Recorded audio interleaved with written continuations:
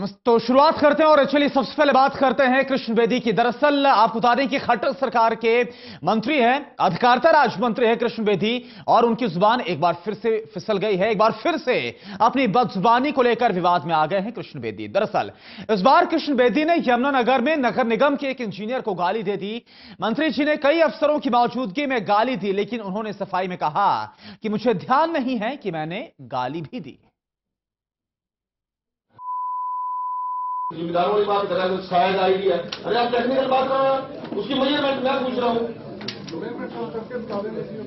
ये तो जिम्मेदार आदमी ऐसे नहीं करता, जब सीधी बात कर रहे हैं आप लाठियों गली कर दिया जैसे कोई। अब इंजीनियर हो, टेक्निकल बात करो। खट्टर सरकार के सामाजिक न्याय एवं अधिकारिता राज्य मंत्री कृष्ण बेदी के ये बोल बीप लगाकर सुनाना हमारी मजबूरी है, क्योंकि मंत्री जी ने यमुनानगर नगर निगम के इंजीनियर से जो बदजुबानी की है वो हम आपको सुना ही नहीं सकते। कृष्ण बेदी यमुनानगर के जिला लघु सचिवालय में बेटी कष्ट निवारण समिति की बैठक लेने पहुंचे थे। बैठक में नगर निगम के सीनियर डिप्टी मेयर पवन बिट्टू ने मंत्री जी के सामने निगम के पार्कों में जन स्वास्थ्य विभाग द्वारा जबरन क्वार्टर बनाए जाने का मामला उठाया था। तो मंत्री जी ने निगम के एमई को बुलाकर इस मामले में जवाब तलबी शुरू कर दी। इस दौरान एकाएक मंत्री जी ने एमई को बहन की गाली दे डाली। जिम्मेदारों वाली बात कर रहा है तो शायद आईडी है। अरे आप टेक्निकल बात कर रहे हैं, उसकी मेजरमेंट मैं पूछ रहा हूँ। ये तो जिम्मेदार आदमी ऐसे नहीं करता, जब सीधी बात कर रहे हैं आप लाठियों गली कर दिया जैसे कोई। अब इंजीनियर हो, टेक्निकल बात करो। मंत्री जी को अपनी इस बदजुबानी का जरा भी एहसास नहीं हुआ। मामले ने तूल पकड़ा तो मंत्री जी ने कहा कि मुझे कोई ध्यान नहीं है। इस पर उन्होंने साथ बैठे डीसी और सीपीएस श्याम सिंह से पूछा कि क्या मैंने गाली दी है, तो उन्होंने चुप्पी साध ली और मंत्री जी ने गाली देने की बात से पल्ला झाड़ दिया। आज इस मीटिंग के दौरान आपके मुंह से गाली निकली। कौन सी गाली?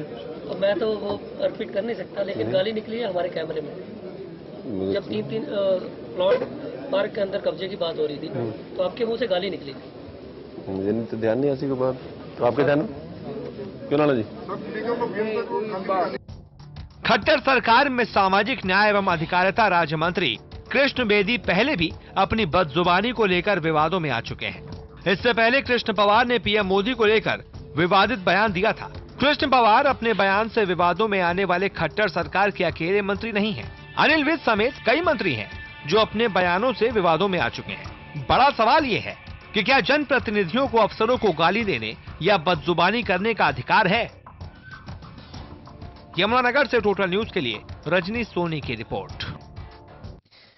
और चलिए इस पर और ज्यादा बातचीत करते हैं। इस वक्त हमारे साथ खुद बीजेपी के प्रवक्ता राजीव जेटली जी जुड़े हुए हैं, रणवीर गंगवा जी हमारे साथ इनेलो से जुड़े हुए। आप दोनों का बहुत बहुत स्वागत है।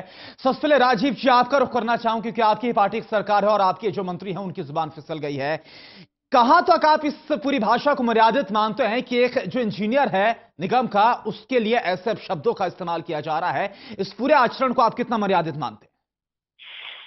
देखिए, पहली बात यह है कि हमारे मंत्री बेदी जी किस सर्कमस्टेंसेस में, कैसे माहौल में, किन परिस्थितियों में, जहां जनता की सुनवाई अगर नहीं हो पाई होगी किसी अधिकारी द्वारा, तो उससे किस लहजे में बात कर रहे हैं और उस लहजे में किस तरीके से, जिस तरीके से हरियाणा में कुछ शैलियां होती हैं, आप पहले भी देखते आए हैं।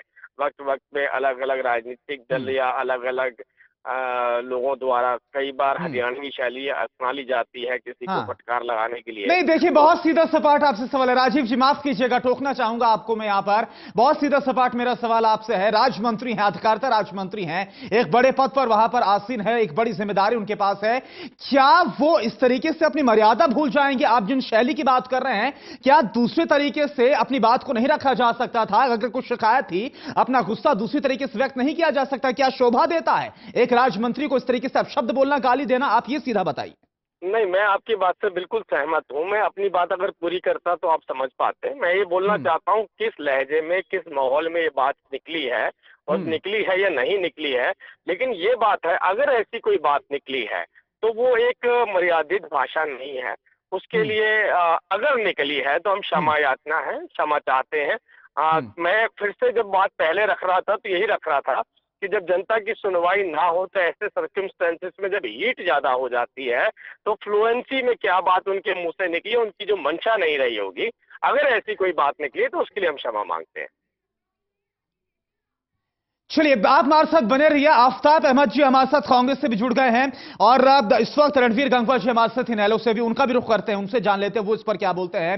रणवीर जी, आपका मैं रुख कर रहा हूं। आपका बहुत बहुत स्वागत है टोटल न्यूज पर। जिस तरीके के शब्दों का एक बार फिर से, दरअसल जो कृष्ण बेदी साहब है उनकी जुबान फिसल गई, निगम के इंजीनियर हैं, उन पर काफी गुस्सा हो रहे थे, लेकिन इस बीच गाली जैसे शब्दों का इस्तेमाल कर दिया, उनको सुना भी नहीं सकते, बीप तक हमें उस पर लगानी पड़ी।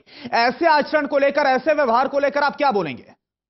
देखिए, निश्चित तौर पर एक राज्य मंत्री या कोई भी मंत्री स्तर के व्यक्ति के लिए इस तरह की भाषा का अगर उपयोग किया है तो कोई अच्छी बात नहीं है।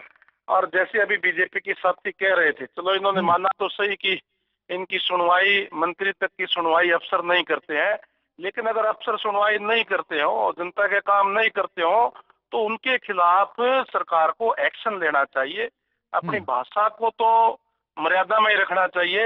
ये इस टाइप की भाषा जो है नहीं बोलनी चाहिए। अगर बोल दिए तो मुझे नहीं पता बोल दी या नहीं बोली, मैंने सुना नहीं है, लेकिन जो एक मंत्री है इसके गरिमा है, पद की गरिमा है, और उसका अनुसरण दूसरे लोग भी करते हैं। और लोगों के लिए एक आदर्श होते हैं कि हमारे चुने हुए लोग हैं, वो किस तरह का उनका व्यवहार है, तो उनका व्यवहार अपना जो है वो अच्छा रहना चाहिए, एक दूसरों के लिए सीख देने वाला होना चाहिए। अगर कहीं कोई गलती होती है तो उसके खिलाफ एक्शन ले, सरकार का काम है एक्शन ले उनके खिलाफ, जो भी कोई अगर कोई नहीं। और एक और अच्छी बात है, देखिए राजीव जेटली जी हमारे साथ जुड़े, उन्होंने माना कि वाकई अगर ऐसा कुछ हुआ है तो ये गलत हुआ। हालांकि लगातार वो क्लिपिंग भी हम दिखा रहे हैं और उन्होंने माना है कि इस पर वो खेद व्यक्त करते हैं, दूसरे तरीके से इस बात को रखा जा सकता था। माफी तक उन्होंने इस मंच के जरिए मांगी है। आफ्ताब अहमद जी हमारे साथ जुड़े हुए कांग्रेस के नेता हैं। आफ्ताब जी, आप क्या मानते हैं, अगर अधिकारियों से कोई शिकायत है, अगर उनसे आपको काम सही तरीके से नहीं लग रहा है, तो काम सही तरीके से लेने के तमाम तरीके हो सकते हैं, एक शालीन तरीका हो सकता है,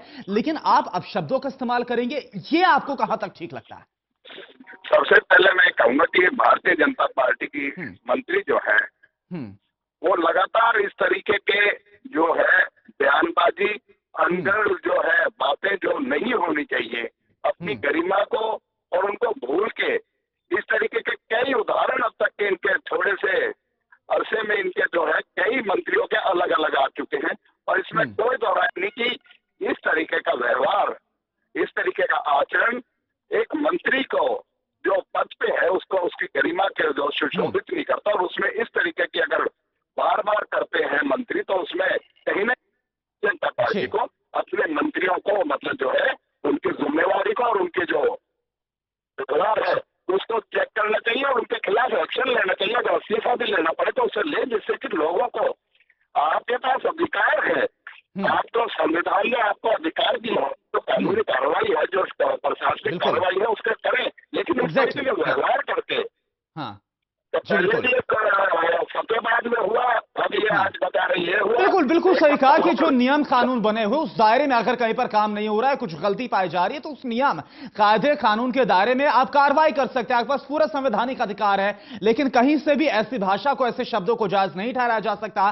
बहुत बहुत शुक्रिया आपका। राजीव जेटली जी आप हमारे साथ जुड़े, आपने वक्त दिया। रणवीर जी आप हमारे साथ जुड़े और आफ्ताब जी आप हमारे साथ जुड़े। तो बड़ी बात यहां पर, हालांकि जो कृष्ण बेदी साहब है, जब उनसे हमने सवाल पूछा था कि आपने जो पूरा ये बयान दे दिया है, इस पर आपका क्या कहना है, कि आप इस पर खेद व्यक्त करते हैं, आपको क्या इस पर अब लगता है कि गलत किया, तो उन्होंने वो हालांकि साफ तौर पर इंकार करते नजर आए थे कैमरे पर। उन्होंने बोला कि मुझे कुछ याद नहीं। लेकिन जो बीजेपी प्रवक्ता राजीव जेटली जी हमारे साथ जुड़े, उन्होंने माना कि जो कुछ हुआ वो गलत हुआ, ऐसा नहीं होना चाहिए था। यहां तक कि उन्होंने माफी भी इस पूरे वाकये को लेकर मांगी है हमारे इस मंच के जरिए। वक्त हो गया यहां पर एक बहुत छोटे ब्रेक का, खबरें जारी।